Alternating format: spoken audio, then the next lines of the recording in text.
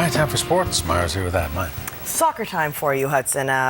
Some schools will go decades and sometimes generations without winning a BC high school championship, but others have figured it out. Glen Lyon Norfolk has built a soccer dynasty on their small Oak Bay campus and raised their fourth straight BC banner to the rafters this afternoon.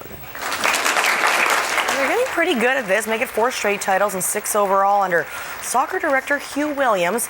Island schools dominated single A provincials this year as GNS beat crosstown rivals St. Andrews 3-1 in Saturday's final.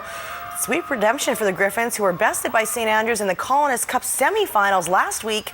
It was supposed to be a rebuilding season at GNS, but the Griffins have the blueprint for BC banners. Even though this was a rebuilding year, this team didn't want to hear that story. They said, no, we're going to forge our own story. We're going to forge our own history for the soccer program here. These boys have always been, have always found that extra reserve, particularly when the pressure is greatest and the stakes are the highest. You know, we had a theme for the tournament that was focus. We broke it down.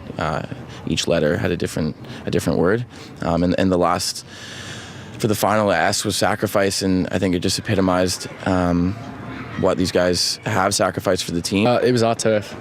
No one beats us on our turf. You have to put a lot of effort in to beat us on our turf, no matter what. You'll have to break half our legs. And sometimes you have to do more than that to beat a GNS athlete. Ben Weir is the top Island High School cross-country runner, and this weekend at the BC Championships, he ran 6.5 kilometers with one shoe to claim second. That's impressive enough, but considering he did it in the snow in frigid Prince George, shoeless Ben's silver performance could be highlight of the year. Just as we started going, somebody stepped on the back of my heel and I tripped and fell, and when I came up I had partially lost my shoe. In sub-zero temperatures on a rock-hard course, he just carried on as if he had the shoe on, and that to me was an incredible performance, and certainly up there in terms of attitude, it's the highest echelons that I've come across. It was just wonderful for him. Didn't really have any thoughts of quitting. It was just kind of really important thing to me. I was able to finish second and pretty happy about that. Congratulations to Ben. Well, the high school football regular season has come to an end, and in basking in gridiron glory, you will find the Mount Doug Rams. The defending AAA BC champs captured the Western Conference title for the first time in school history to earn a first-round playoff bye. A record 9 Rams players were named as Western Conference All-Stars. Well, the John Barsby Bulldogs are to the AA high school ranks what Mount Doug is to AAA. The Dogs set the standard for the smaller schools, and the junior varsity program spent another season punishing their opponents. They won their final game 61-0. But lopsided regular season victories won't offer much comfort if Barsby doesn't maintain their status as BC's top dogs. The Earl Marriott Mariners are in their way, and best not expect a warm reception on playoff Wednesday. They're very balanced team. They like to run a lot and pass when they need to, so we just gotta take care of the quarterback. I'll tell it just like I told the kids. Basically, to come out with the W on Wednesday, it's going to take unselfish, disciplined football, and that's the only way. It's the only way. If you start freelancing and trying to do everybody else's job, that's when bad things happen. But as long as everybody trusts in each other and does their job to the fullest of their abilities, then I think it'll be a good day. The BC Lions family received some sad news today. Former coach Don Matthews has been struck with cancer of the lymph nodes. In a statement today, the legendary Matthews revealed his illness and stated that he will be unable to participate in Grey Cup 100 celebrations. Matthews won 5 Grey Cup rings as a coach, including one with the 1985 BC Lions. He was inducted into the CFL Hall of Fame in 2011. Maybe the final game of the season was a mean-nothing game for the BC Lions as far as standing goes, but it certainly meant something to their star running back, Andrew Harris. Not only did he provide the only real highlight in the 17-6 victory over the Saskatchewan Roughriders, but he also racked up enough yards from scrimmage to be crowned the league's scrimmage king.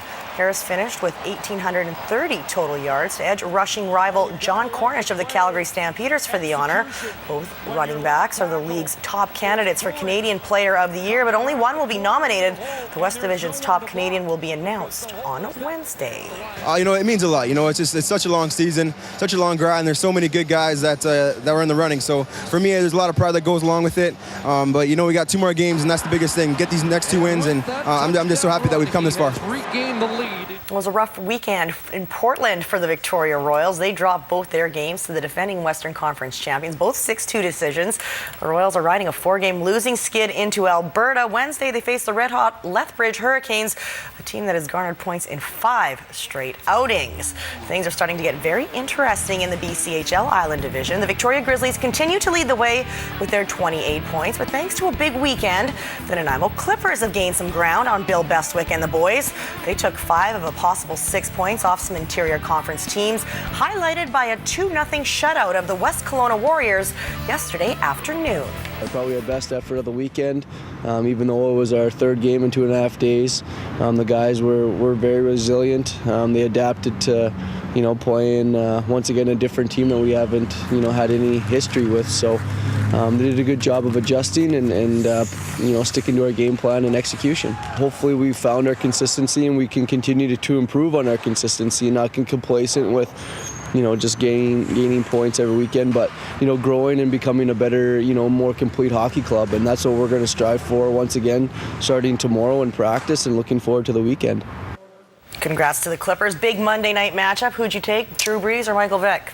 You know what? I don't remember. You took Michael Vick, I think. I think we did take Michael Vick. It's like a real must-win for either one of those teams. Huh? I know. Help me, Breezes. Go, Ben, go. Well done. Yeah, isn't that Good great? job. Yeah. What character? Thank you. You're welcome.